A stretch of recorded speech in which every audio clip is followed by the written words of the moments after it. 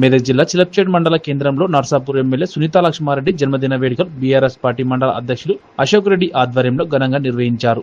ఈ సందర్భంగా మాట్లాడుతూ ప్రజలకు ఎల్లప్పుడూ అందుబాటులో ఉంటూ నిండు నూరేళ్లు ఆయురారోగ్యాలతో ఉండాలని అన్నారు. 57 సంవత్సరాలు పూర్తి చేసుకుని 58వ సంవత్సరంలో అడుగుపెడుతున్న సమయంలో ఆమె ఇంతవరకు ప్రజలకు ఎంతో సేవ చేసి మంచి పేరు తెచ్చుకున్న వ్యక్తి.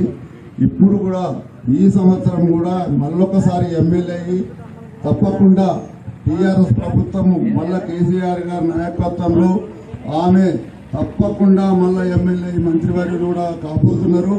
తప్పకుండా నిన్న మన ఉగాది నాడు పంచాంగాలు కూడా పంతులు చెప్పారు, తప్పకుండా అయిపోయినట్టున్నాము.